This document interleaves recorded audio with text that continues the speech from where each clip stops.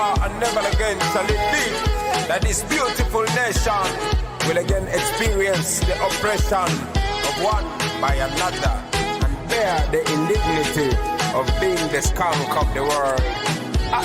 Yaga yaga yaga yaga.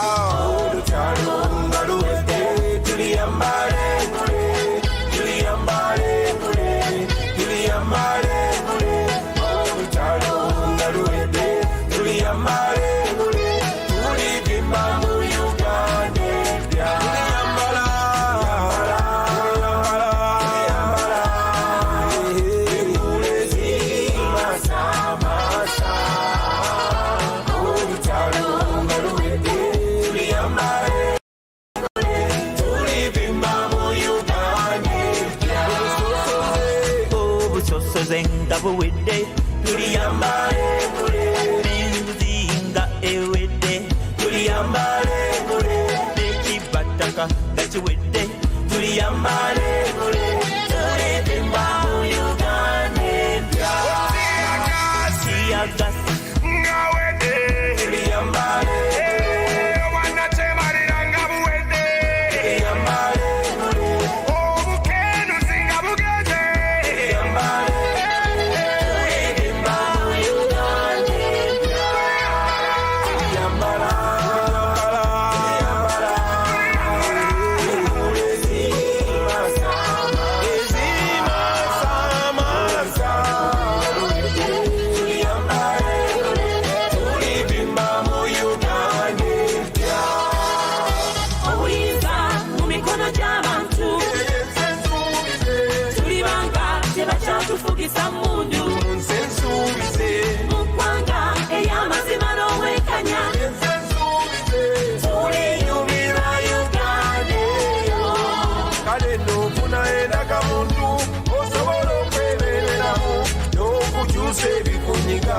Ago amanyi tugalina era bikopa wange wangude tuliyambale mule tulinyumirwa Uganda empya.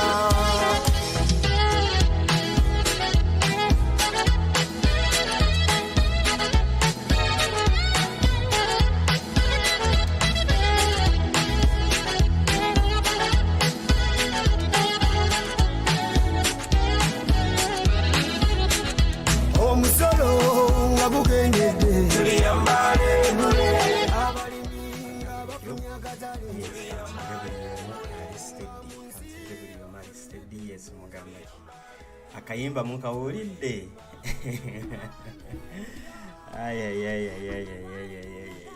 Yes, twakatuuka.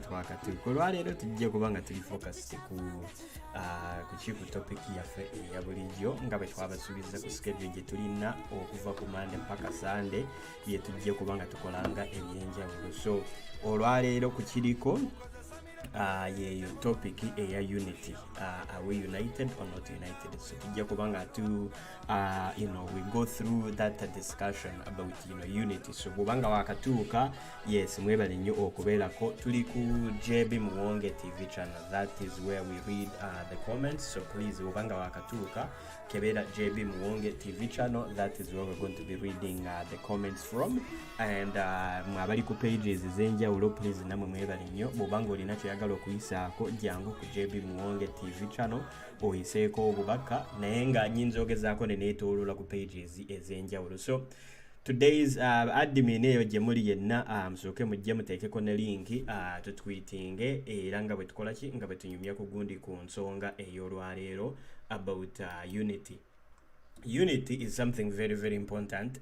Mweno struggle gye tulimu naye how do we define it and biki ebisobola tuyambamu okulaba nga tusigala nga tuli united. Of course tuli united, ekyo kyo temukiwakana. We are already united. Ugandans okuva gye wavudde oba mu gundi mu northern Uganda, eastern Uganda, naye nga tukyalinako gundi obuzibu bumu, ekizibu kimu kyokka nti mulimu misunderstanding and what we call loyalty syndrome.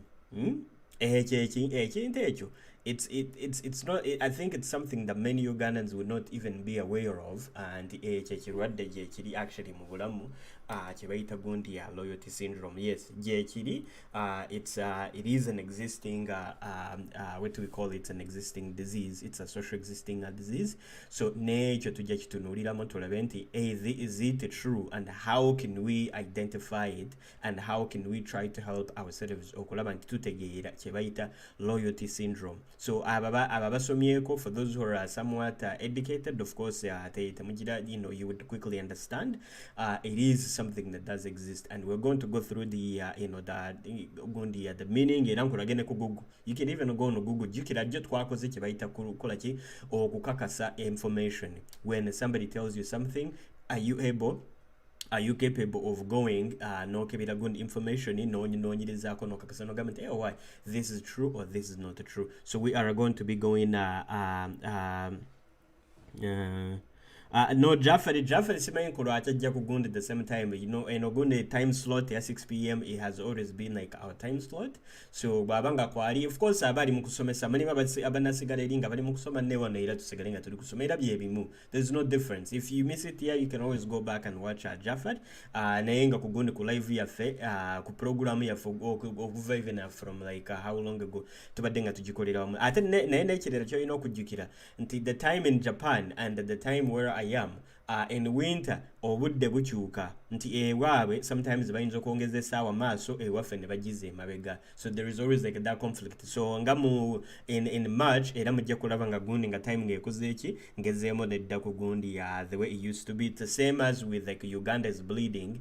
Nti Uganda's bleeding mwagirabanga saawa zabiranga saawa 10 saawa 10 naye kati ennaku zino mugiraba saawa ndowooza saawa 9 oba saawa 9 oba saawa 11 sijjukira gundi saawa zinyinde either saawa 9 oba saawa 11. So bobanga if you have never lived in these like winter countries whatever, you will not understand the time differences engeri gye bakyusamu gundi obudde. But anyways, yeah, that is what's on the ground. So as we speak, we are tweeting kono omukyala gwe bayita Vicky era naye tujja muyisaamu gundi egaali just katini nnyo to explain actually what is going on like in Uganda and kulwaki UK eri mu kwebuzaabuza. UK has just refused to acknowledge that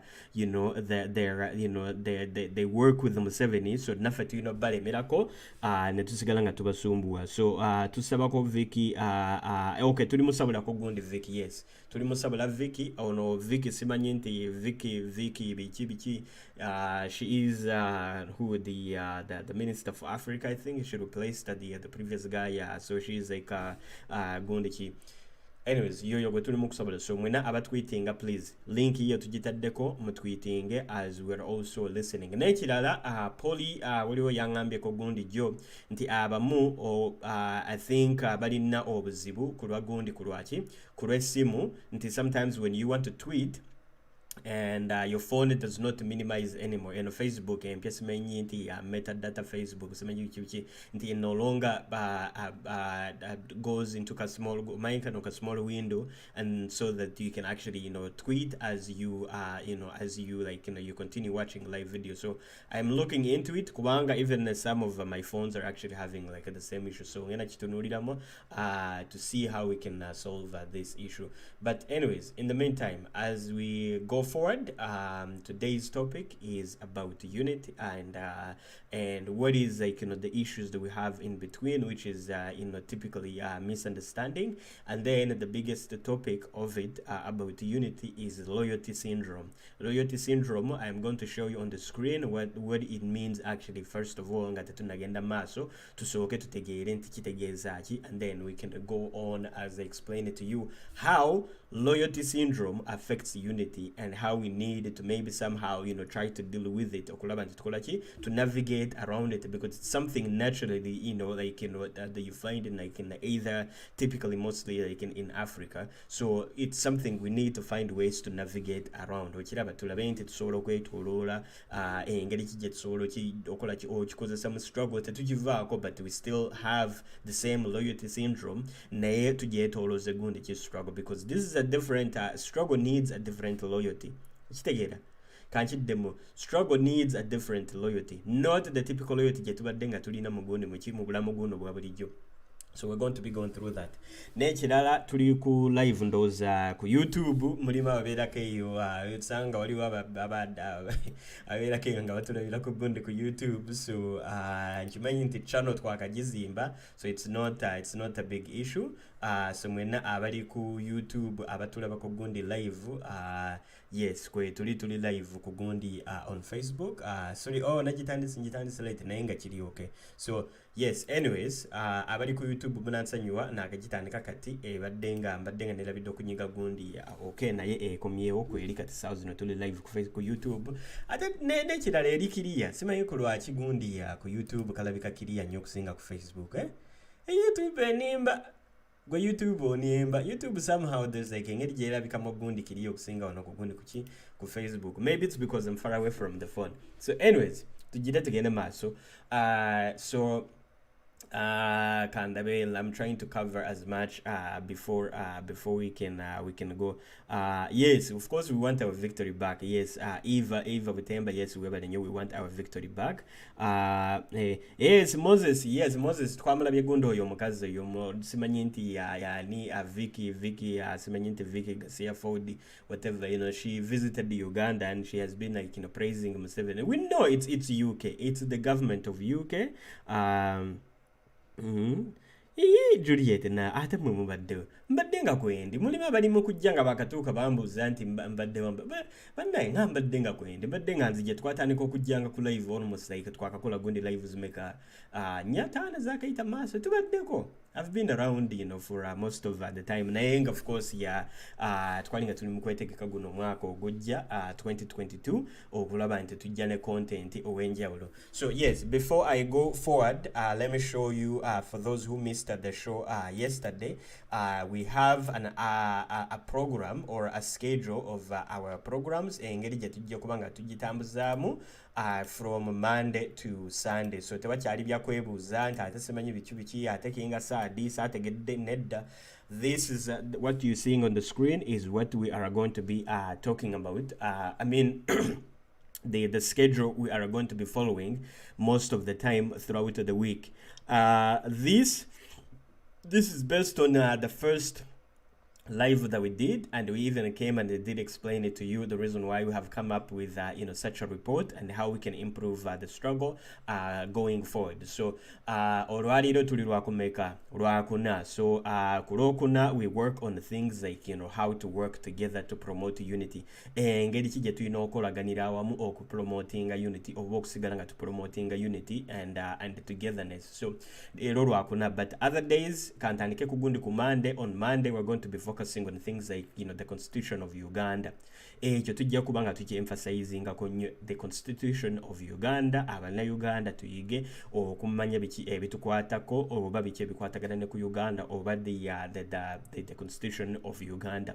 And then kulokubiri, how to use social media effectively. Engeri ki gye tusobola osigala nga tukozesa social media okuzoganya oba nga tusigala mu good mu struggle. Kulokusatu tujja kuba nga tufocusinganga ku gundi ku tools to verify information, authenticating and buli kimu kyonna. Era eyo gundi topic ye twabaddeko jjo, era ne mbayigiriza engeri gy'oba inosigala ng'okola ki nga osobola okuverifyinganga information. How can you know, make sure it's, you know, it's the right information buli kimu kyonna. And then Friday tujja kuba nga tutunuliranga strategies and techniques to keep struggle alive. Ebiki bye tulina okola mu eno struggle okulaba nga tukola ki nga tweyigiriza okulaba nga tusigaza gundi struggle ekola ki ng'etambulira ddala bulungi. And then tuve ku ekyo tudde ku gundi ku Lwomukaaga on Saturday online protest. Of course mukimanyi nti tulina Uganda is bleeding, naye tujja kuba nga tulina zi meeting abali mu gundi ya mu timu yaffe eya Spiderweb organizing and then try to mobilize and then rise again. So meaning like a week after that meeting we always try to find something new. And then ku Lwomukaaga ku Sunday of course tulina okola gundi kye bayita gundi ya improving leadership. So kino kijja tuwa gundi line bye tujja kuba nga twogerako mu gundi in most cases throughout the struggle okuva ku Monday mpaka Sunday, and this can always, like, you know, can somehow improve, like, you know, the way we see things in terms of, like, you know, educating ourselves. So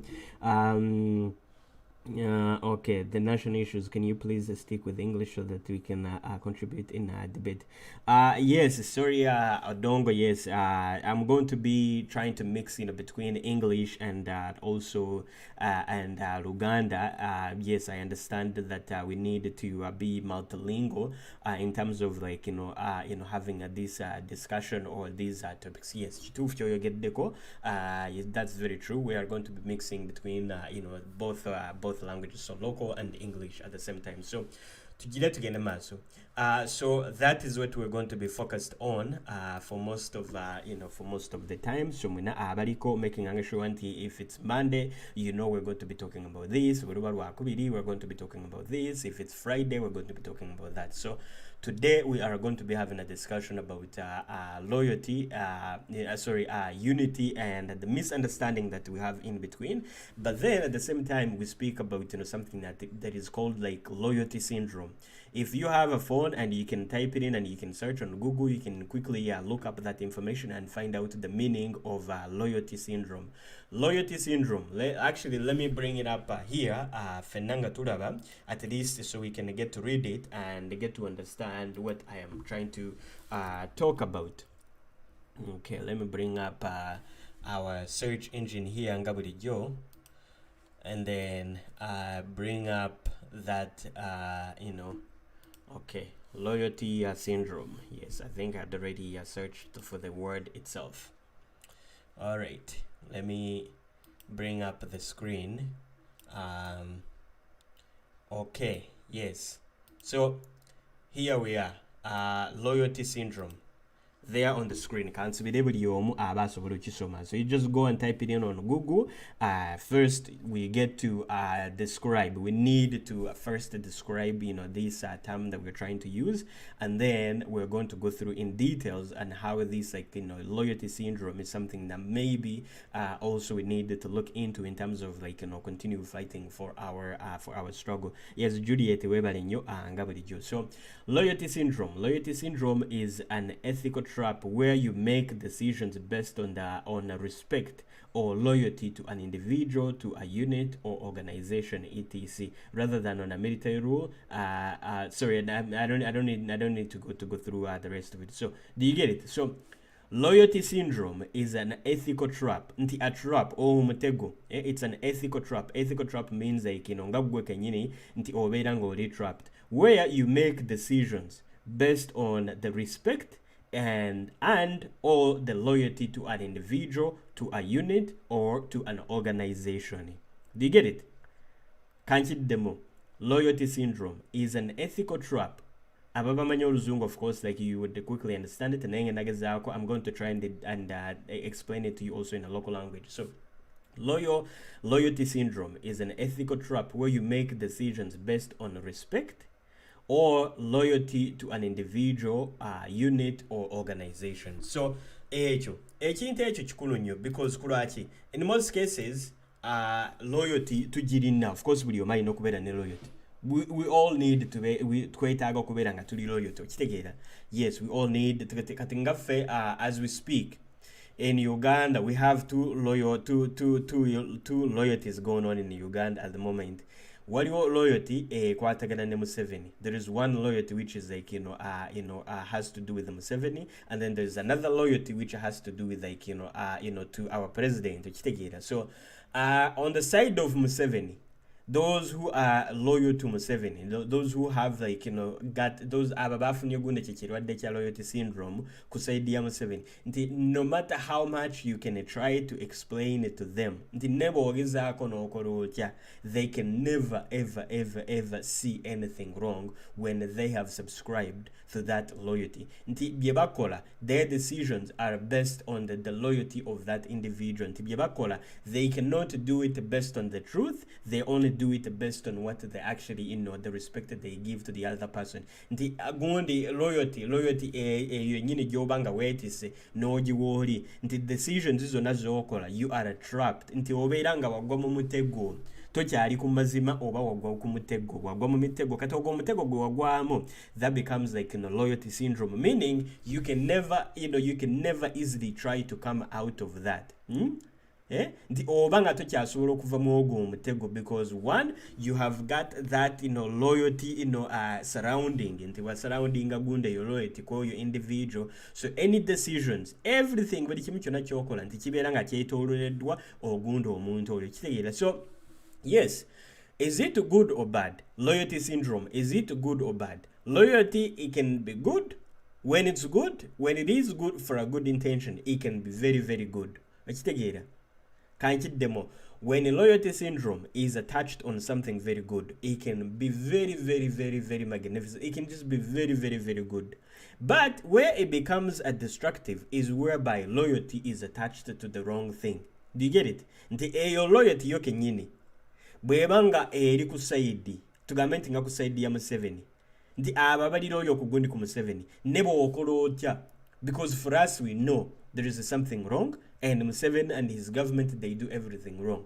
Naye nga ababalira oyo okugundi ku government, but you cannot explain it to them. However, they are not, it's not like they are stupid. Abasinga babeera nga bakimanyi. They are aware nti what is happening is wrong. But because of that loyalty, that syndrome, the loyalty syndrome, kulwekyo ekirwadde nti era basigala nga bakoze eki nga bali eri. Yes, Sophie, wa alaikum salam wa rahmatullahi wa barakatuh. Nti bo baba nga tebagala kuwuliriza. They would not even dare to sobola yadde once a loyalty syndrome is on the wrong side. Kubanga loyalty syndrome fena tugirina. We all have it. Naye we have to always double check our loyalty syndrome. Nti you always need to make sure nti okebere ogamba nti bannange naye no loyalty syndrome gyenina ndi mugikozesa mu bulungi oba mu bubi, because bw'oba ng'oli mugikozesa mu bulungi era ojja kulaba bijja kubeerangawo nga bw'olaba wano mu struggle, nga bw'olaba nti loyalty twagiwa gundi president waffe, okiraba ne tumwesiga buli omu n'agamba nti nze nja fiira wano, okiraba kulwaki because abasinga mmanga mwachekinga loyalty syndrome yammwe ne mukakasa ne mugamba nti nze gundi eno loyalty ngiwaddeyo ku gundi ku nuupu oba ngiwaddeyo gundi president kulw'okuba nti ndaba mulimu ekkubo erijja okununula ensi. I see something that's going to help my country. I see something that's going to free my country. I see that they are the people who can listen to my issues. I see that it's the people who are actually able to work with us. So that is a loyalty syndrome. So that loyalty syndrome, when it is bojikwata nojiteeka kugundi, you put it on the right side. When you put it on the right side, that loyalty syndrome, it becomes very, very, very powerful, because one, you cannot easily betray anybody, anybody that you have given that loyalty to. Even if they come to you, so the best part of loyalty syndrome kankulage yeyo, it's the same thing as you saw our people getting arrested nga babasula mu makomera, people like Nubian Lee, Eddie Mutwe, but Sky Soldier bani nti willing to go through that much pain, willing to go through that much pain, and yet still would not even dare to betray. That is because you have that loyalty syndrome. And loyalty syndrome, the loyalty syndrome disease has become so big on the side of the struggle that you cannot remove it. Or you cannot easily come and say, hey, you know what, struggle, somebody come out of nowhere and nakugamba, leave struggle, we're going to give you millions of dollars. Me, I die here.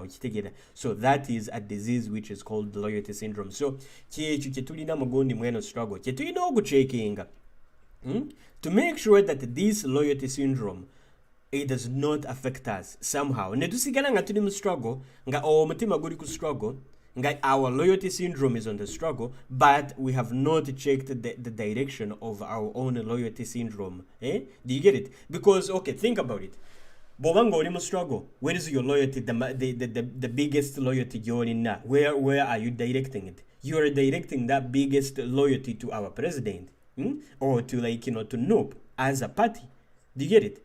Kubanga you cannot come here and you tell me you are in struggle and you're not focused on on NUP, you're not focused on our president, you're not focused on on the future of the governing of our country. No, it cannot work.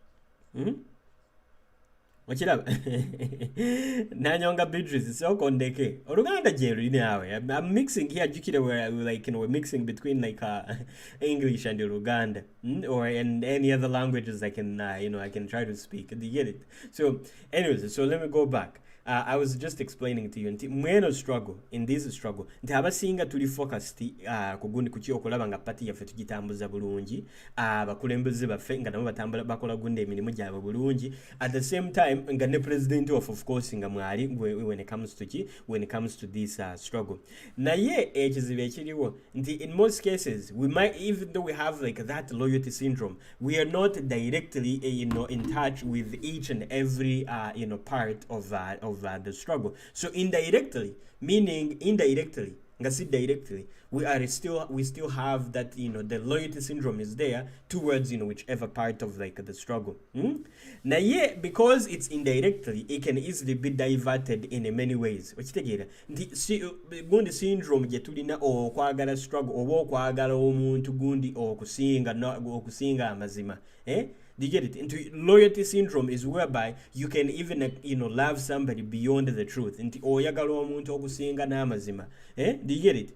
But for our struggle, of course, we have not gone beyond amazima because tewali gundi ebibi byetulabye mu gundi nga tugamba nti mu party yaffe ebikolebwa ne tusirika anedda ebiseera ebisinga tukola kituvaayo ne tukola gundi accountability checking ne tugamba nti nedda ogezooka okole ki sooka oyimirireka nedda member of parliament ekyo kyogedde si kirungi gundi okiraba ne gundi leader biki okiraba nti we still continue to do what we call accountability checking with our loyalty syndrome. Naye obuzibu obuliwo nti in most cases if we lack bwetubanga tetusobola understanding the loyalty syndrome kuboki gunde no loyalty syndrome jetutwala nti in most cases abasinga you can find yourself you are in struggle, you are fighting to see changes in the government, you're fighting to do this, however you are setting yourself back nti oli kweze mabega kulwaki kulwa loyalty syndrome. Your loyalty syndrome, let me show you let me give you an example of a loyalty syndrome. Nina group jemvuga. I have a group which I run. This is like a Spiderweb group. I think manya basinga ono mumpolitiza namwe abali eri mugundi miki abali mu group. I have a group which I run in order to fight for a government. So for me, I do it because mbanga nchimanyi I have ways I can assist many people to come together fenane tuluana. Ochiraba nti I can organize, I can design, I can do this, I can give guidance. Nga mbani nabingi byemba nsobola okola okugata bangi awamu and then we become very productive. Now yeah, where it becomes an issue is whereby most of us end up forgetting the bigger picture of why we have come together. Kulwaki mbanga mbalesa awamu. Did I bring all of you together kulokubanti mbagala? Did I bring all of you because we just want to form our own group? Or I brought all of you together because we're still fighting to see the government going. The government. Do you get it? So the bigger picture of my goal of creating whatever I need to create is to see we tuzoganya government netulabanga tukolaki nga tujijjako naye nga some people they get it wrong nti bwembanga negase kugundi when I become some so and so part of the group that now my loyalty to fight for my country it depends on this person. Nti amanyi gange ne buli kimu kyonna ekyokulwanirira ensi yange kati mbambijje eno mugundi ewe nandibadde nga mbirina mu lujjudde kati mbambijjeyo ne mbireeta wano ne ngamba nti mbikukwasiza King Assad, you are the one who's going to be responsible for my energy, for my whatever, in order for me to fight for my country. Meaning, once I have that energy for you to fight for your country, even if I go bwengendo lunaku lumu nga siriiko obanga nebase obanga nina bingi byendi mukola nti gwe kenyini obanga tokyasuula na kwewa gundi guidance because you have given that loyalty, you have grabbed that syndrome, you have grabbed that loyalty, all of it n'oginkwasa mu mikono ng'ogamba nti nedda nze ekyokulwanirira ensi yange nze njagala kibeere nga kiva waani ewuwo. You have given me nti oba mpadde buli kimu kyonna nti okinkwasiza. That is a loyalty syndrome gye tulina. Do you get it? That is a very good example of loyalty syndrome. Nti ekirwadde ekyokubeerako nti obwesigwa obw'okulwanirira ensi yo oba obwesigwa obw'okola gundi byoyagala okola nti obukwata bukwasi n'obiteeka awalala mu kifo ky'okubyesigalizanga ggwe n'okola checking n'ogamba nedda nzi yes nze njja kuba nga ngoberera byokola nze njja kuba nga negata naawe I'm going to be be part of you in terms of like fighting, but one mistake I cannot do is okukwata obwesigwa bwange munda bwenina that loyalty yonna gyenina njikuwe okulwanirira ensi yange. Nedda, that is a disease which is called loyalty syndrome. So kyemba ngamba kiri kimu kyokka, in everything that you do, buli kimu kyonna kyokola, always check your loyalty, so that the syndrome does not become like a chronic disease. Nga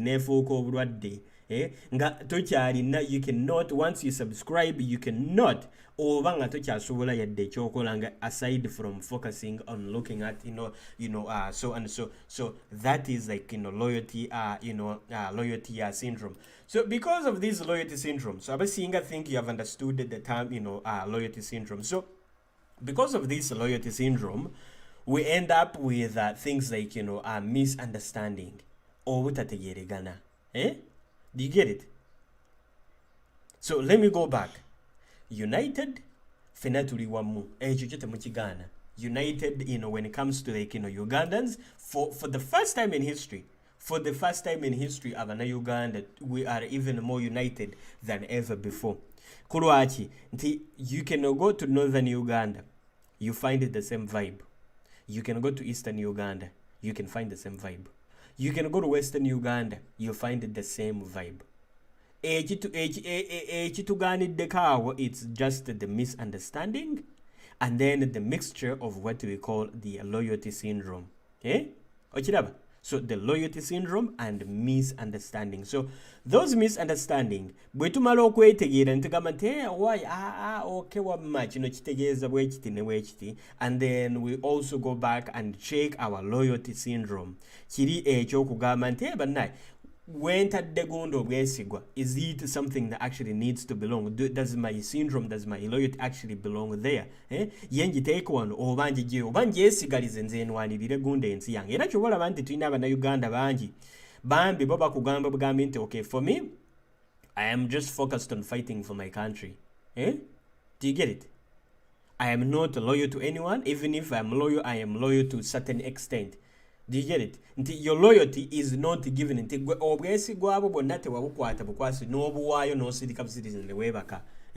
So those are Ugandans who are somewhat understanding the difference between loyalty and loyalty syndrome. Because kulaki loyalty syndrome kiri nti obwesigwa bwonna obuwaddeyo without even checking. Wala okoze sente omusaala gwo gwonna ne bakusasula, omusaala gwo gwonna omwaka mulamba, nomala n'ogukwata n'oguyingiza mu kituli ng'olowooza ogutadde mu ki, ng'olowooza sente zitadde mu gundi mu banka, ng'ogamba nti abanaye kaneesiga ekiki ekiri mabega, whatever that's behind the wall, maybe it's a bank or not a bank, gwe n'oteekayo buteesi. Kulwokuba nti just olabye ekigambo bugambi nti banka. Do you get it? So that is like a loyalty syndrome. So please, Uganda, those who are listening to me, if we are going to be able to maintain the struggle guno mwaka, let us focus on things like loyalty syndrome. United, tuli united, do not even when I did the research, I even came to you and I showed it to you guys in Uganda. We're in a struggle. We are fully united. We are united from each and every corner. Na ye obuzibu buliwo. Actually buno obuzibu bwe buli mutuleetera ku gundi okulowooza mbu simanyi nti tukoze eki nti mulimu gundi tribalism oba gundi NRM to try to label us as a tribalism. No, there's no tribalism. Ekiriwo, it's the misunderstanding. And this misunderstanding, they're coming from loyalty syndrome. So if we look into okulabanga we understand each others, and then we get to understand what is loyalty syndrome, then we're going to know the reason why. We're going to know, we're actually going to increase the unity in within ourselves. Or tumale tulwane gundi Uganda wamo nga tewali yadde ekyokwebuuza musimanyi nti gundi ono oba temweyagala oba temukoze ekyo kitegeera. So that is the focus. And another good example of loyalty syndrome, sikuyisa amagundi amaaso mugundi mu some of the preachers, but let me tell you, bani bani abakikiriza nti pastor Bugingo simanyi nti Haji Bugingo abuulira enjiri ng'akijje ku gundi ku mutima, oba bani abaddeko nabwo nti pastor gundi Haji Bugingo oyo omufere? How many of you? Oba si yeye yeka bapasita mulimu bangi nnyo bo betumanyi gunda Uganda, just abafere abali yawo, kitegeera. But you know, for you who has understood it, nti those people are just conning people, gwe eyamala okitegeera nti abo basiiba nga balimba gunda bannayuganda eno neri just okubajja mu gundi sente, ekyo oba nga tosobola kigamba endiga, you cannot go and explain that to somebody who already follows, you know, somebody like, you know, nga sanga gundi nga Haji Bugingo. You cannot go and explain it to them kubanga bo they have subscribed nti ekyabwe ekikwatagana nabo ne Katonda bamala okikwata ne bakizinga mu mikono ne bakiwani, they gave it to somebody like, you know, Bugingo. Do you get it? That is loyalty syndrome. Ekyo kirwadde kibayita loyalty syndrome, nti gwe ebibyo ebisinga obunene by'olina byonna okwata bukwasi n'obiwaayo, n'obiweereza gundi n'ogamba nti nze mbikukwasiza nga teweesigalizaamu kali akookola ki, kali akokwechekinga, gwe wechekinga ogambe nti neerindako yeno gundi wentadde gundi, you know, where I have, you know, I've given my loyalty, is it actually true? Ge mazima oba? Do you get it? You know, like you see like, you know, those like, you know, those are preachers never balimba never kola ki ate bebabagana ate bebakola ate bebavuma ate bebawemula ate bakoze ki na yenga, we still remain on that part of like saying, you know what, nedda, you know, this is like, you know, I am loyal to here. So that is chetuita loyalty syndrome. Kirwadde ekikubeerako nga naawe kenyini nga ku mutima ogamba nti nedda. So if we need actually not even now, even after struggle, loyalty syndrome, we need to make sure and we do what? We work on it. Twetaaga ku making sure and yes, Amanda awo nga mutuuse late, yes, kituufu, Namudu Juliet, yes, kyogeddeko abafere bangi, bapastor gunda ababuulira enjiri bafere nga bangi, So in most cases, what ends up like happening in the abana Uganda fe tugwayo bugwi. See, it's not just like loyalty syndrome. Loyalty syndrome. It's not just in Uganda. Oba mu good mu struggle. Loyalty syndrome is everywhere. Loyalty syndrome. Eribuli wamu wonna. You go and find simanyite again in Nigeria. Ojja kulaba. Mulimo gondi, like they're just like the loyalty syndrome has become like a very big issue. Kuruachi, let me actually give you a history of like a brief history of like loyalty syndrome and the reason why, you know, we Africans, we need to do like a double check. See, loyalty syndrome used to be very good. It used to be a very good disease. Kuruachi, ye yakumanga amawanga gona awamu in kingdoms. Let me go back and explain it to you. The loyalty syndrome before, it used to be very, very, very good. Even now, even up to now, the loyalty syndrome, it is still very, very good. Kuruachi, it used to get people, abamawanga, you know, tribes nezisigala nga ziri loyal on their own kingdom. So kati sauzi when you get it mu Uganda, we still have the good side of loyalty syndrome. Kuruachi, abasinga, we subscribe to the kingdoms. Bobanga oli mu Central, you subscribe to like, you know, the Kabaka. Bobanga oli Busoga, you subscribe to like, you know, Kyabazinga. Bobanga oli okitegeera. So this is like loyalty syndrome, meaning the kingdom obo bwakabaka bwakuyingira ku mutima kubanga it's generically embedded into you nti bwozaalibwa ng'ozaalibwa mu Central ngamba nedda me I subscribe to this. Jenny, you were suspended, well, no. Where we do? Ochiraba. So the loyalty syndrome is always there. When you make a mistake and that loyalty syndrome ends up on the wrong place, is whereby, you know, you end up subscribing to the wrong thing and then you give away your loyalty syndrome. You give away your loyalty to the wrong place. When you get it, if anyone comes now, government is simanyi nti bwakabaka simanyi nti bubi. oyo tumukuba. Anyone who can easily come out n'agamugambe simanyi nti kyabazinga simanyi oyo abebusooka tumulya buli okitegeera. Because that is generically ekyo, you know, that loyalty syndrome, that one we have it mweri. Do you get it? Naye oli bwajja n'akugamba nedda simanyi biki Katonda taliiwo mujje tusinze gundi enkoko. Abo abagoberera abo ne bagenda ne musinza enkoko. Jjukira waliwo omusajja yeeyita Jesus mu Uganda. Taliiwo temumanyi. Isn't there a man who calls himself Jesus in Uganda? Mwali. Nga aina n'abagoberezi. You know, he has followers. So that is like loyalty syndrome, is whereby somebody captures your mind. Na kukwata obwongo, bwamala okukwata obwongo gwe noddaka onolowooza nti simanyi nti what you're subscribing to is actually true. It is called brainwashing. So you get brainwashed. And then once you are brainwashed, that's it. You are gone. You have become like a victim of loyalty syndrome. Nti kirwadde kya loyalty syndrome kati kikuyingiddemu. Nti loyalty syndrome y'amazima kati yavuddewo. Loyalty ebadde nga eddakaawo n'ekuwa gundi, you know, a double checking.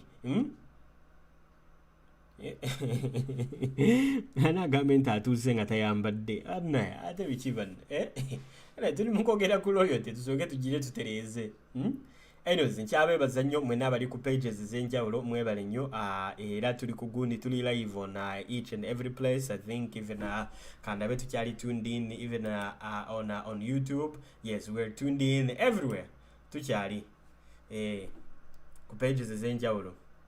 So anyways, mbadde nga nkyali mu banyonyola. So loyalty syndrome. So in this struggle, because of this loyalty syndrome, kino kirwadde kya loyalty syndrome kituleeteddemu ekintu kimu kyokka. Yes, Abraham ogamba ki? So this has brought us on one issue, which is misunderstanding. And this misunderstanding, it doesn't mean like simanyi nti tulina magundi tribalism. Nedda. Misunderstanding simply means we are not, you know, fully understanding the differences between like loyalty and loyalty syndrome. And because of that, we are getting confused nga tetumanyi nti emitima gyaffe tugiteekewa oba tugirekewa. And even if the truth, and because of that, even if the truth is presented to you, you don't know where to put your heart. Tomanyi gyolina oteeka omutima gwo. Ugamba bangu teeke eno oba nguteeke eri. Wakiraba? Gulengo wala gundi asala bagambe nti tugule engoma ne gundi naki ne flag. Waliwo gundi yaliisanga gundi abagoberezi b'egundi omuddo nga bagamba nti mulyenga gundi ng'embuzi. That is loyalty syndrome. Kye kirwadde abaddugavu tukirina, la hawla wala quwwata illa billah. Kirwadde kya loyalty syndrome tukirina. And if it is not addressed, but tutaki addressing anytime soon.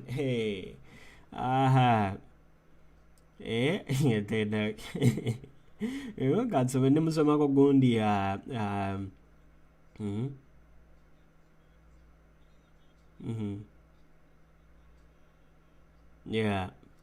nemusomako gundi wano zi comments.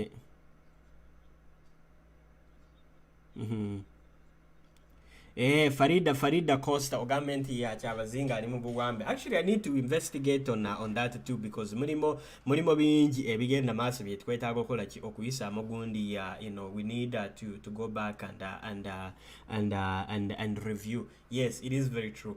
Naye nga kugundi ku lwaffe Madways wamachituufu.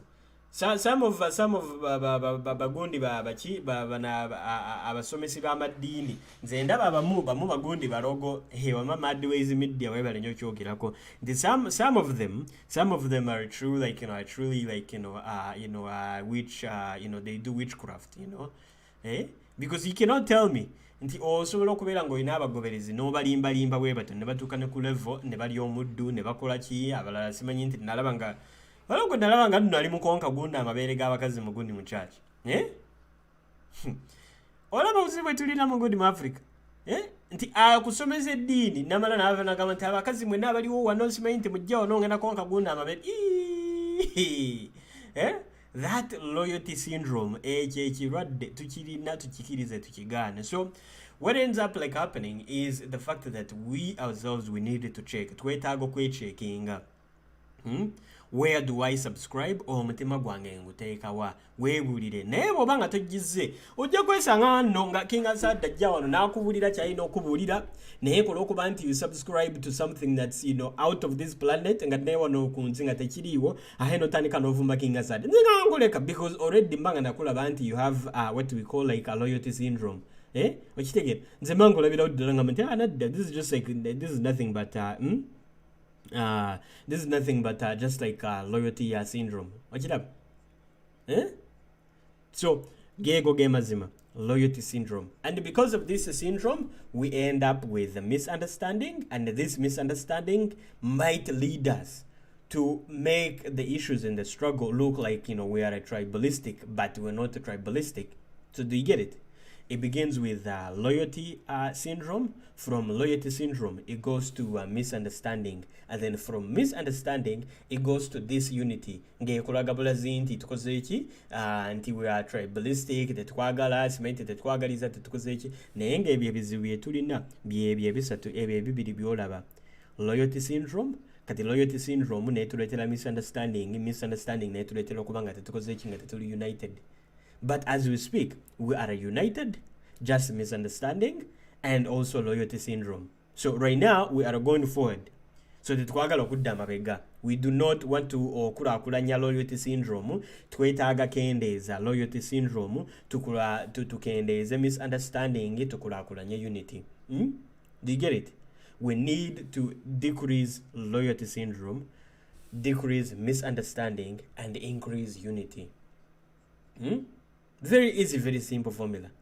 But in most cases, how are we going to be able to do it? Because of course, yes, we're going to increase like unity, or we're going to decrease misunderstanding, loyalty syndrome. For me, I can do my part on reducing what we call misunderstanding. And when misunderstanding is decreased, it means like also loyalty syndrome also decreases, because once you begin to understand the things, and then you decrease on like on relying on loyalty syndrome. No kendeza bulwadde bwa loyalty syndrome ku mutima. And then because obeera obukendezeza unity oba ogitadde maaso, meaning you end up like looking at things like, okay, I need to unite. So the best way is to continue preaching about misunderstanding. Tweyigirize okulaba nga banna Uganda nze njagala okuyiga kino oba kiki ne kiyinza tuyamba kiki no biki, and then ebyo byonna bijja ku improving the way we see each others, engeri gye twerabamu, engeri gye tweyambamu. So that's the only part like most people can play is misunderstanding, decreasing misunderstanding, meaning teaching people what exactly needs to be done, engeri ki gy'obirabamu, biki bye tulina okola, engeri gye tulina improving, how can we teach ourselves okulaba nga twagalana tukola ki bingi nnyo, and then from there gundi bugingo ebya bugingo gundo bireka bulese ovako gundi tetulina gundi I'll just wama gundi admin okyogeddeko ziri imputa.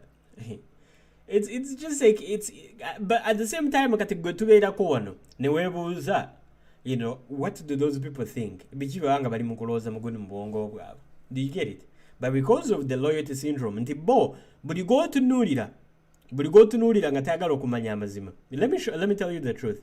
Buli gotunuulira nga tayagala okumanya amazima, nga just yakugamba ne bw'alaba nti kino kibi naye ng'akulaga nti tayagala kumanya amazima oba nga yeebuzaabuza, my friend, olina ekirwadde kye bayita gundi ya loyalty syndrome.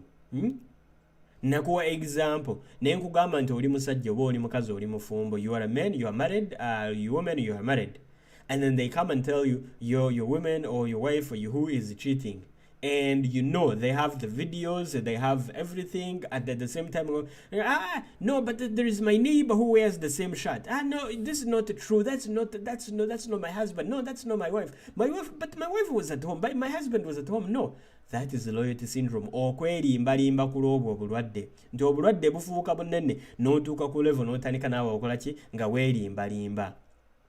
You no longer want to accept the truth, but you want to fool yourself. ng'ogamba bugambe nti nedda sikikiriza. No, I don't believe nedda. You are suffering from what we call a loyalty syndrome. Ekirwadde kye bayita gundi obwesiga. Obwesiga oba okola ki? Ekirwadde ekyo. So when you have bw'oba ng'olina ekyo ekirwadde, it increases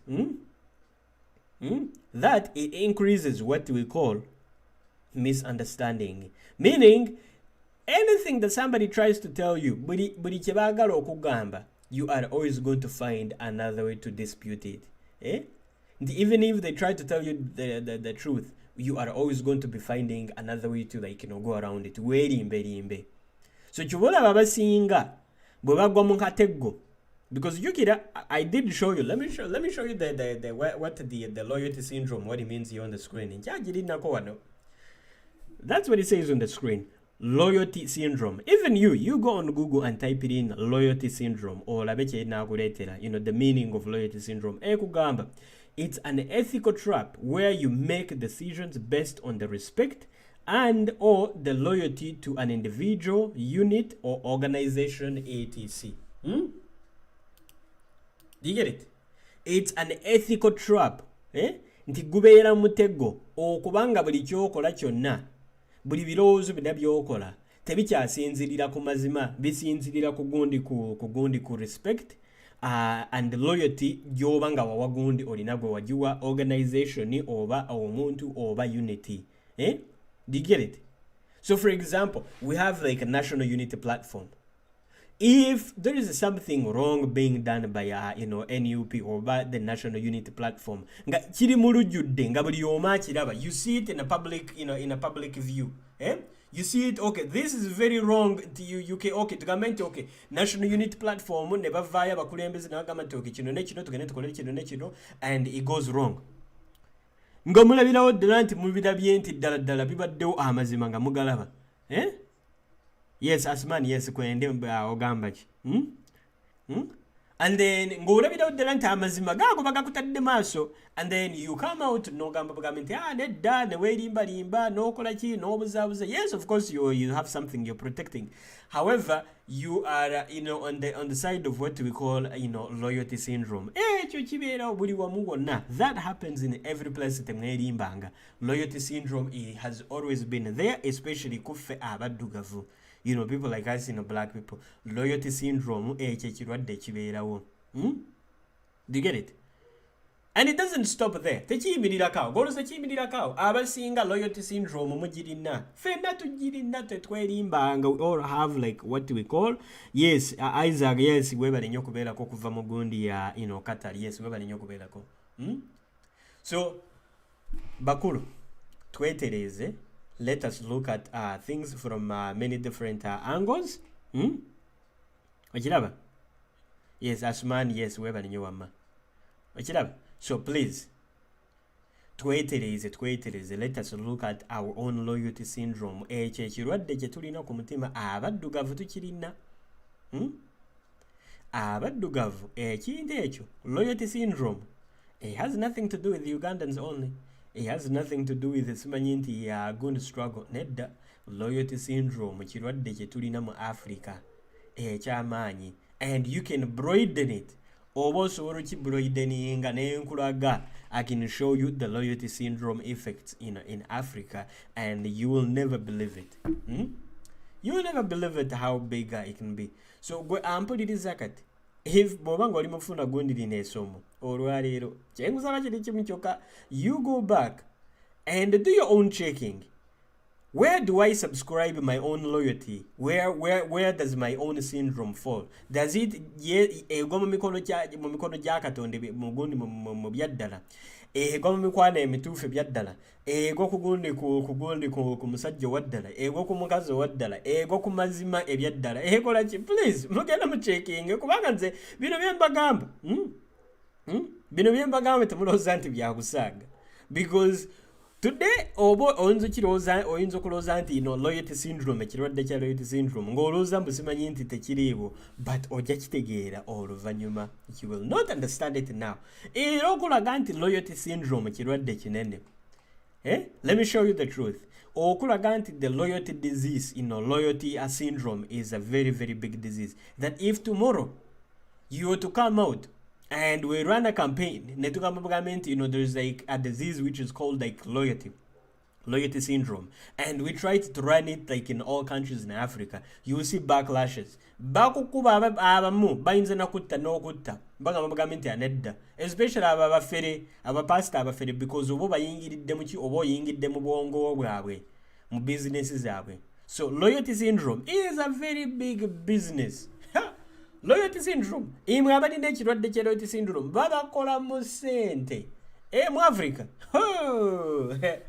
Mwendo temulabangako bagamba obusiru bwa bbeeyi babakola mu ssente, because loyalty syndrome is simply has to do with the misunderstanding that in some cases osanga ng'oli nga yasoma nga osomyeko n'okusoma ng'omanyi, naye nga ku lwa gundi ku lwa loyalty syndrome nga gwe kennyini nga bakufera nga olina PhD olina degrees olina ki, ng'osanga omusajja mu church nga yakulira National Bank naye omusanga mu church eri bali mu kumukuba gundi empi n'emigere nga bagamba nti simanyi nti omuzimu gwa nanke simanyi nti gukuyingidde mu gundi mubiri. Nedda. That is all based on loyalty syndrome. Nti olaba when you see as many people in one place, you do not want to confront that person, because bagamba nti why when confronting this person, what is going to end up happening? Abasinga bajja kunsekerera bajja kola ki. That is loyalty syndrome. Ekirwadde obeera ng'okirina ku mutima. So please, nze mbagamba nga muganda wemwe, we are almost like how many people here are watching me live, and I know some other people are going to watch me after. So kyenkusaba kiri kimu kyokka, please tugezeeko twetereeze bwe kijja ku gundi ku loyalty syndrome, because loyalty syndrome mama mugenda kikiza kye bayita gundi loyalty syndrome nekuba lyegenda kola ki otuyisaamu, because it's not a place you want to be in. Okiraba, it's not something that you want to be in. So please, mwena abandaba abatulaba olwaleero abaliko kyetuliko, we are teaching you about unit, and we're teaching you to make sure that you understand the differences between misunderstanding, loyalty, and unity. Kubanga fe abaddugavu tulabye, at least I know nebaza nyama bannayuganda bakirabira gunde yewala. I love those people who can see the disease of loyalty syndrome and how it has become like a very, very big disease in Africa. It's the largest disease you can find in Africa.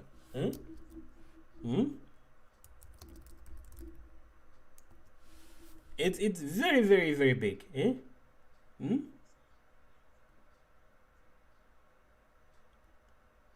And if it's not but fixing nga bukyali, if we do not care about it nga bukyali, tujja kwesanga tugudde mugunde mu mitego gye tutamanyi. Because abasinga, yes, loyalty is there to kyetaaga. We need to be loyal to our country, we need to be loyal to our our people, our family, our whatever, but we also need to check the loyalty that has to do with the truth. Yes, Amadou, yes, yakubiddaana essimu. Okay. Amadou, bw'obanga onsindikira message, you send me a message ku gundi ya Amudda Yosef. Nerabira gundi erinnya lyo, I always pronounce your name the wrong way. Yes, Amudda, yes. Nsindikira message ku gundi ku page yange eri ku gundi ku King Asad. Yeah. So it is true. So we need to be checking our own loyalty in order to know what exactly we need to do with our own lives, because otherwise we start checking if we do not check our own loyalty and we just subscribe it that way, henja tujjako era nga we are as lost as nga naffe twafuuka endiga nga tetumanyi gye tulaga. And the one thing you do not want to be in, tayagala kwesanga mu kigaali ng'endiga zaani, ng'endiga za gundi ya zono, gundi ya Haji Bujingo, oba bapasita abalala bemulaba abafere. You do not want to be in that place, meaning you are under an umbrella.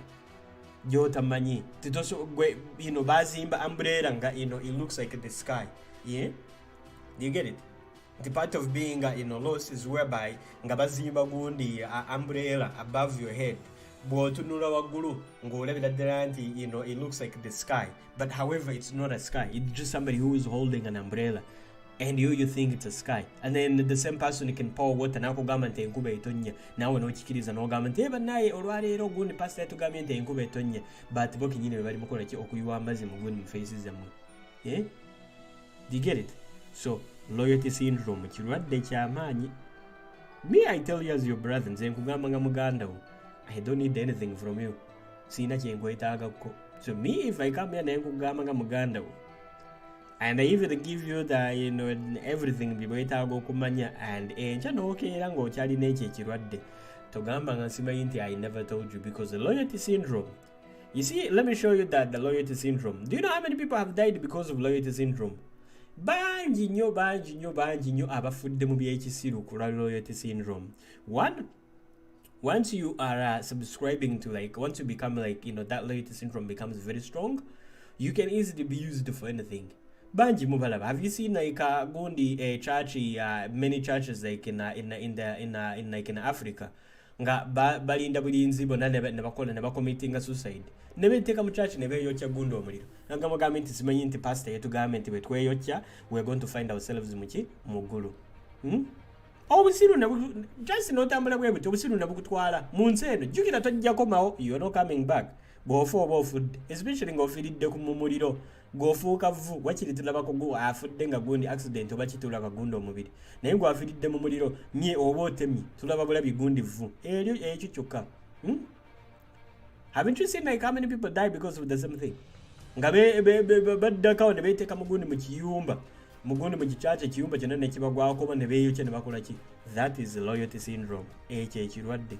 So this is why it is important. Bw'oba ng'oli mukundaba mu 2022, please check your own loyalty syndrome, because if you do not check your loyalty syndrome, you will find yourself being a trap. Because you've seen the meaning is a trap. Gubeera mutego ogukukwata obwongo gwe n'okikiriza, ate bw'oba ng'oli mu eyo embeera, you can never see the truth, oba nga tosobola kulaba amazima. Even if they come and keep telling you kiri bwe kiti nga gw'ogamba nti yanedda. But how do you come out of it? The only way to come out of it is beginning having doubts. No tandika si gundi doubts nga nungi ngogamba naye bannaye kinga sadi kyangamba ekituufu, kansoke kinanyirezeeko, let me just begin and check it. Naye kinga sadi kyatulagiriddeko kyekyo kyekitegeeza akangende kinoonyerezeeko, n'ogenda n'okinoonyerezaako n'omala n'okumunogamba naye kinga sadi kiri kyatugambye si kituufu, nze nakirabye bulala naye neera nakitegedde bulala, ne tuddakaawo ne tutuula. Then there we have entered into an intellectual society. Do you get it? You have moved away from a loyalty society to an intellectual society, meaning you can both come and sit ne tujja ne tuula wamu ne tuteesa ng'abantu abakulu, because endowooza zaffe they are no longer about loyalty, they are mostly about the truth.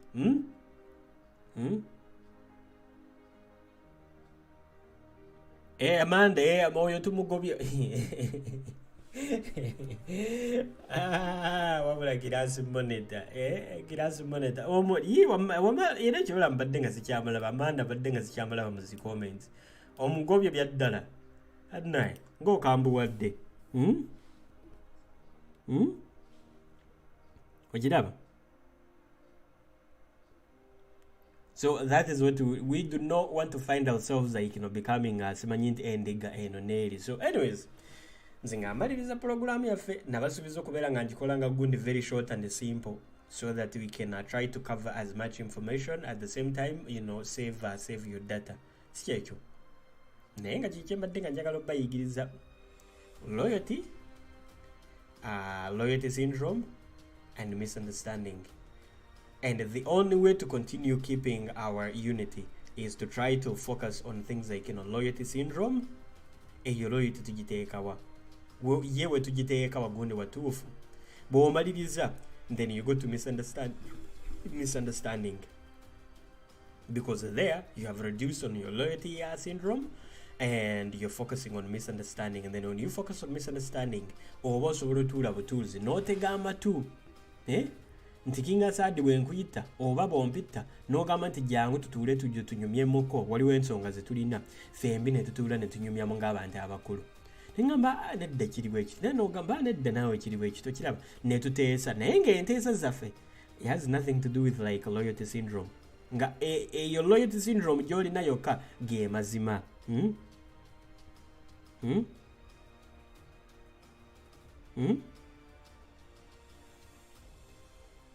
okiraba nti ekikulu kye tulina kiri kimu kyokka loyalty syndrome gy'osigaziza gy'olina okola ye loyalty syndrome ku mazima nti bw'oyimirira ku mazima era president of asiba nga bagamba nti bw'oyimirira ku mazima ojja kwesanga oyimiridde ng'oliweka but awo loyalty syndrome ebeera nga ngumu nnyo because osiigala ng'ogoberera amazima so kiri kyembadde nga njagala obagamba naye ekirala kyembadde nga njagala obanyonyolako ku gundi ku loyalty syndrome gye tulina of course loyalty syndrome it's kirwadde ky'osobola okudescribing in two ways it's either good or bad ffena tukirina naye nga tulina okikozesa mu bulungi oba mu bubi so at this point wetuli kati sawa zino ne bw'ogaana ogamba nti zimanyi biki nedda loyalty syndrome sawa zino ffena tugirina some of you are loyal to some Ugandans, not some of you but some Ugandans abagundi abagoberezi ba NRM bali loyal ku NRM oba Museveni ekirwadde kyabwe bakirina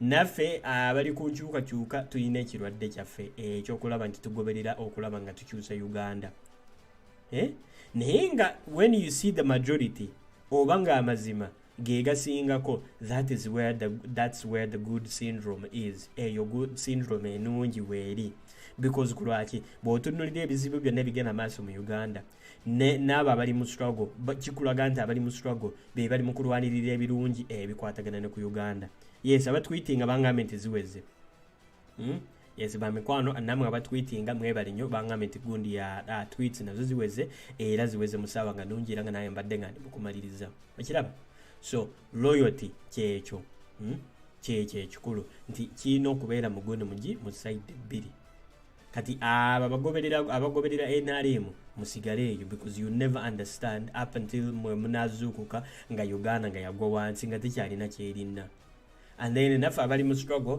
tufube nnyo okulaba nti eno ogundi eno syndrome yaffe ebeera focused in a narrow window in a narrow way nga tumanyi nti eno struggle it's not focused on who it's focused on kumazima and it is directly focused to Uganda nti loyalty yaffe mweno struggle syndrome gye tulina okubeera nayo tugidirecting okwagala ensi yaffe obwesigwa bwonna bwe tukola ekyokulwanirira biki tubiteeka mu kulwanirira ensi yaffe tubiteeka mu mikono gy'abalala totuula butuuzi n'olinda nti kinga saadi nti gw'olina oteeka gundi loyalty yo ey'okulwanirira ensi yo ogiteeka mu ngalo zange nedda do not do that nze nkusaba me I beg you do not bring your loyalty and put it in my hands to fight for your country you yourself put that loyalty into your own hands and fight for your country and then bwe nzijja wano mbanga ndi mu kuyamba okuwa guidance waliwo olina otwala gundi loyalty yo naye nga togimpa kubanga nange bwe nkola ensobi jangu ngambe nti akinga saadi nedda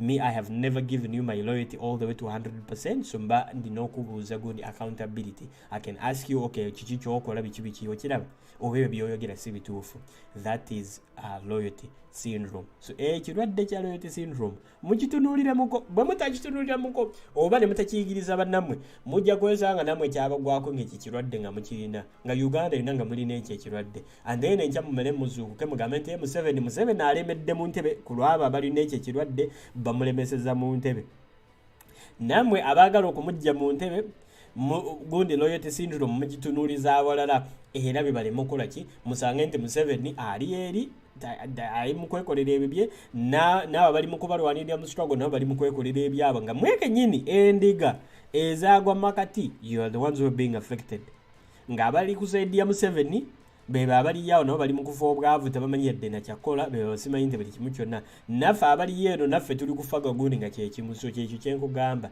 the effects of loyalty syndrome nti nobody tewali yadde akifunamu obuzibu okusinga gwe nanyini kirwadde so nanyini kirwadde gwali n'osalawo n'ogamba nti awayi kino ekirwadde kyenina kankitunuulizeko eno oba kankitunuulizeko eri. Because nkimanyi ffenna tukirina, singa tetwandibadde nga tukirina twandibadde nga basinga tetulina mu struggle nga twabivaako dda. So kiba kiraga nti syndrome, loyalty syndrome, ekirwadde ekyo tukirina, buli omu agirina ate ng'eri waggulu. Naye where do we point it and how do we get it going and how we make sure that it does not affect us? Si kyekyo. So kyekyo kyenze kyembadde njagala obayigiriza olwaleero ku kikwatagana ne ku unity. Mwebale nnyo mwenna ababaddeko. As usual we're coming back tomorrow and mwe abagize bamisinze, for those who are not there, our programs, this is how they're going to be running from Monday to Sunday. So olwaleero lwakuna, so we're talking about how to work together and to promote unity. So tubadde nga tuli mu kwogera ku kya unity ku lwokulwa nti lwakuna. Naye other days, so ku Monday we talk about the constitution of Uganda. Ku lwokubiri we talk about how to use social media effectively. Ku lwokusatu to how to verify information, biki byolina okola okulaba nga verifying information, authenticating. Ku lwokuna of course lwaleero how to work together to promote unity. Ku lwokutaano strategy and techniques to keep struggle alive. Ku lwomukaaga online protest, organize, mobilize, meeting, biki. And then Sunday how to improve leadership. Sketch. Yes, wama webale nnyo. So loyalty syndrome, Florence, nabuli Florence, yes, webale nnyo. Ekyo kituufu kyoyogeddeko nti it can lead us to failure because we end up not even questioning about anything that has to do with accountability, because tubanga tetuyina guno ogwo omutima oguvaayo, kubanga respect ebeera waggulu okusinga okumanya biki bye twetaaga mu kimulamu, because abasinga endiga zaguno za pastor Bujingo tesobola nagenda ko wali netegana zigamba bugambi nti Bujingo otulimba nedda, they cannot banga tebasobola okuddakawo ne bamubuuza. So that is what we call loyalty syndrome. So please, making sure until you are checking yourself, checking in and making sure until your loyalty syndrome sikiradde kinene. Otherwise mujja kwesanga mu mitego as you saw it. Loyalty syndrome, it simply means a trap. Gubeera mutego. Katogo mutego bakuba ogwo omutego ogwe ku side nungi, naye bakuba ogwo omutego n'ogwa ku side embi nye oba ogenze. So anyways, mwebale nnyo mwenna ababaddeko, era nsigadde nga King Asad nga bulijjo. I will see you again sometimes tomorrow when we are going to be having a discussion about strategies and techniques to keep the struggle alive. Sikekyo bamikwano, mbagala nnyo. Assalamu alaikum wa rahmatullahi wa barakatuh. Sikekyo musibe bulungi oba musule bulungi. Simanyi abasinga mulimu gundi mu saawa ez'enjawulo, naye abali Uganda musule bulungi. Saawa zino ziri sando zigenda kuwera saawa 2 ez'ekiro. Sikekyo. So nze kambaleke, tujja kweraba oluvannyuma.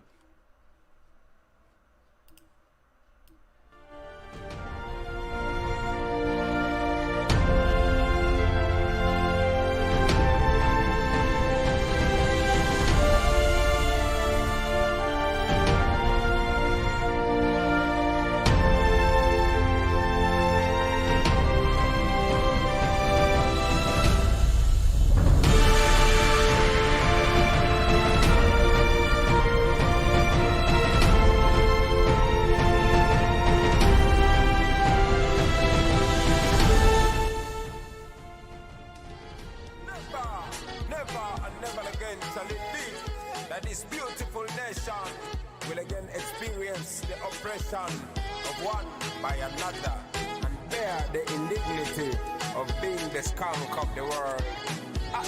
Yaga yaga yaga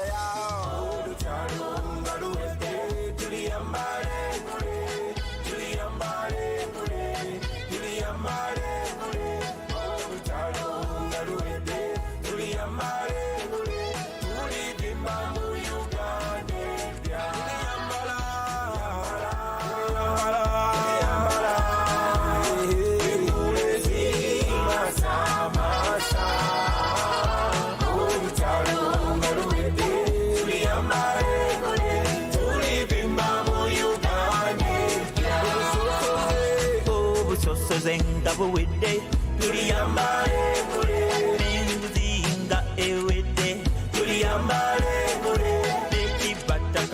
kiwedde tuliyambale tulipimba mu Uganda empya siyagasi ngawedde tuliyambale wanatemalira nga buwedde tuliyambale obukenuzi nga bugeze tuliyambale tulipimba mu Uganda empya tuliyambala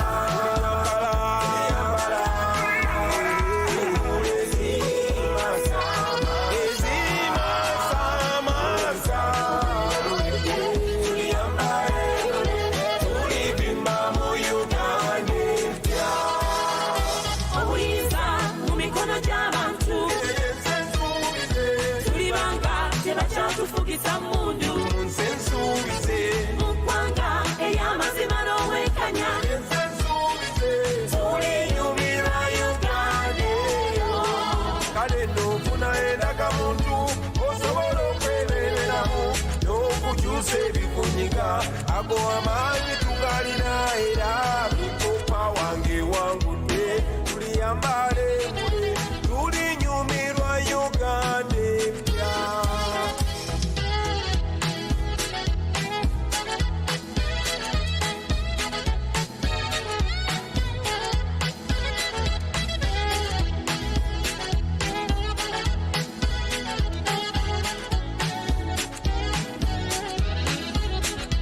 Omusolo nga gugendedde tuliyambale abalimi nga bafunye akatale tuliyambale nga mu nsi olina eddembe tuliyambale tulipimba mu Uganda empya amalwaliro nga gateredde tuliyambale nga tetukyafa nga tuzaala tuliyambale nga buli kikyamu kiteredde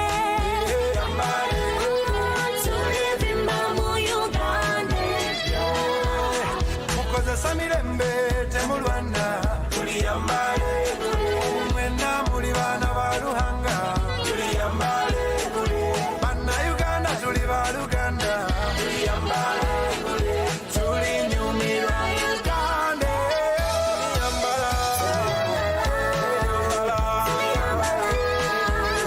engule zimasamasa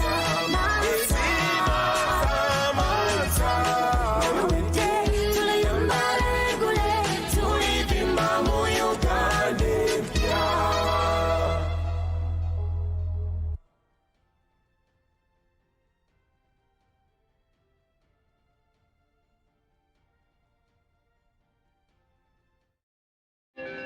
Robert.